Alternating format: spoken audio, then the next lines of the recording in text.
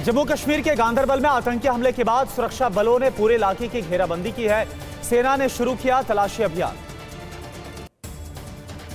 गांदरबल में आतंकी हमले के बाद सीआरपीएफ ने संभाला मोर्चा। मौके पर पहुंचे डीजीपी और कश्मीर जोन के आईजी वीके बिरदे। जम्मू कश्मीर के गगनगिर इलाके में आतंकवादियों ने अंधाधुंध फायरिंग की। गोली लगने से डॉक्टर और 6 मजदूर की मौत हुई। गृह मंत्री अमित शाह ने आतंकी हमले पर जताया शोक। कहा कि नहीं बख्शे जाएंगे कायरतापूर्ण और जघन्य कृत्य में शामिल लोग। एलजी मनोज सिन्हा ने आतंकी हमले की निंदा की। कहा सेना और पुलिस को पूरी आजादी दी है, आतंकवादियों को चुकानी होगी बड़ी कीमत। उमर अब्दुल्ला ने हमले की निंदा करते हुए घायलों के स्वस्थ होने की प्रार्थना की। कहा इलाज के लिए श्रीनगर भेजा गया। पीडीपी प्रमुख महबूबा मुफ्ती ने आतंकी हमले की निंदा की। मारे गए लोगों के परिवारों के प्रति जताई है संवेदना। प्रियंका गांधी ने आतंकी हमले को बताया मानवता के खिलाफ अपराध। कहा कि हमले के खिलाफ पूरा देश एकजुट है। नितिन गडकरी ने मजदूरों को बताया शहीद। हमले की निंदा करते हुए कहा महत्वपूर्ण परियोजना में लगे हुए थे मजदूर। बारामूला जिले के उरी सेक्टर में घुसपैठ के खिलाफ ऑपरेशन जारी। सेना ने दिखाए एके राइफल समेत युद्ध जैसे बरामद हथियार। संगठन चुनाव की तैयारी को लेकर आज बीजेपी बैठक। जेपी नड्डा करेंगे बैठक की अध्यक्षता। दिल्ली के बीजेपी मुख्यालय में होगी बैठक। संगठन के चुनाव को लेकर कार्यशाला का किया जाएगा आयोजन। बैठक में बीजेपी सदस्यता अभियान की भी समीक्षा होगी। केंद्रीय चुनाव अधिकारी, सह-अधिकारी, सभी राष्ट्रीय पदाधिकारी समेत संगठन के महामंत्री और प्रभारी होंगे शामिल। महाराष्ट्र में आज हो सकती है एमवीए की साझा प्रेस कॉन्फ्रेंस। सांसद अनिल देसाई का दावा सीट शेयरिंग का होगा ऐलान। एमवीए में खींचतान वाली कुछ विधानसभाओं को छोड़कर सीट बंटवारे की हो सकती है घोषणा। विवादित सीटों पर फैसला आने की उम्मीद कम। एमवीए में टिकट बंटवारे को लेकर उद्धव ने शरद पवार के जरिए कांग्रेस को भिजवाया संदेश। आज कांग्रेस आलाकमान करेंगे सीटों पर फैसला। सोर्सेस के मुताबिक टीवी9 के पास एमवीए में सीट बंटवारे की जानकारी। विदर्भ, मुंबई और नासिक सीटों को लेकर दोनों दलों में दरार। एमवीए में मचे विवाद पर अबू आजमी की कांग्रेस को नसीहत। बोले कांग्रेस का हरियाणा वाला होगा हाल। आज शाम 5 बजे कांग्रेस सीसी की बैठक। महाराष्ट्र विधानसभा चुनाव को लेकर उम्मीदवारों पर होगा मंथन। बीजेपी ने महाराष्ट्र के लिए जारी की है 99 उम्मीदवारों की सूची। फडणवीस को नागपुर दक्षिण पश्चिम से टिकट। महाराष्ट्र में बीजेपी ने 10 नए उम्मीदवारों को टिकट दिया। 75 सिटिंग विधायकों को टिकट दिया गया, जबकि 3 सिटिंग विधायकों का काटा गया टिकट।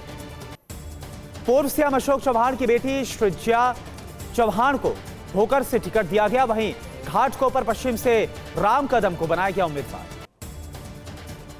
कमाठी से सिटिंग विधायक टेकचंद सावरकर का टिकट कटा है।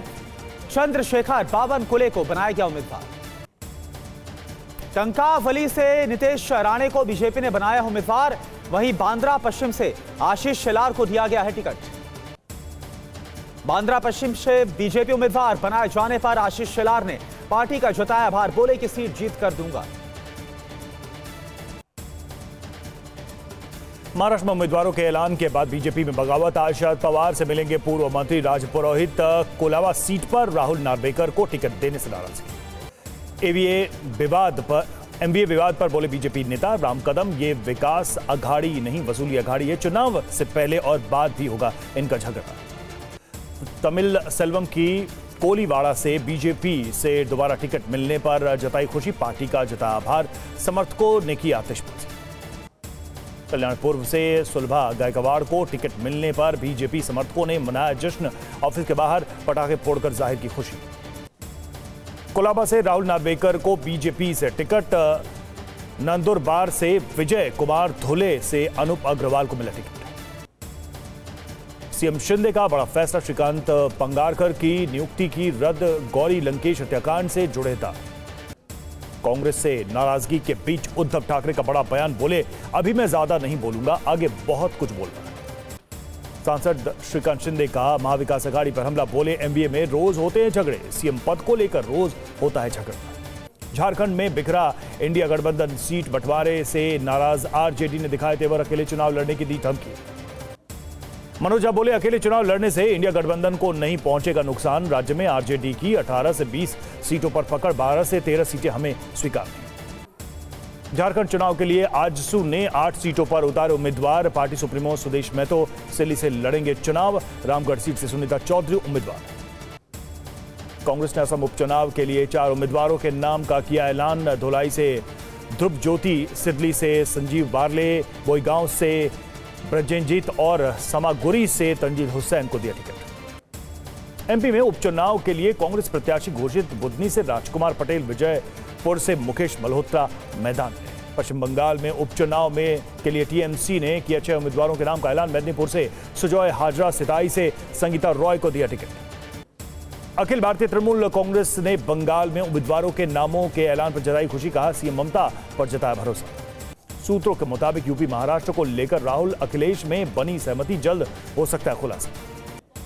एसपी प्रत्याशी तेज प्रताप यादव आज करेंगे नामांकन। करहल सीट से नामांकन दाखिल करेंगे तेज प्रताप के साथ डिंपल, शिवपाल, रामगोपाल यादव होंगे मौजूद। अखिलेश के इस्तीफे के बाद खाली हुई थी करहल सीट। काशी में बोले पीएम मोदी, समाजवादी पार्टी की परिवारवाद और तुष्टीकरण की नीति, हमारे विकास में कोई भेदभाव नहीं। पीएम मोदी ने पिछली सरकारों पर भ्रष्टाचार के लगाए आरोप। बोले सरकारों ने पूर्वांचल की अनदेखी। पीएम मोदी बोले जम्मू कश्मीर में बीजेपी को मिले रिकॉर्ड वोट। बीजेपी सरकार ने ओबीसी आयोग को संवैधानिक दर्जा दिया। वाराणसी में पीएम मोदी का दिखा बनारसी अंदाज। भोजपुरी में बोले फिर बनारस के घर आवे के मौका मिला। महामाया एयरपोर्ट का पीएम मोदी ने किया वर्चुअल उद्घाटन। सीएम विष्णुदेव साय बोले ये ऐतिहासिक क्षण। आंध्र प्रदेश में सीएम चंद्रबाबू नायडू की अपील, दक्षिण राज्यों के लोग पैदा करें ज्यादा बच्चे। ममता सरकार से बैठक के लिए तैयार आंदोलनकारी जूनियर डॉक्टर।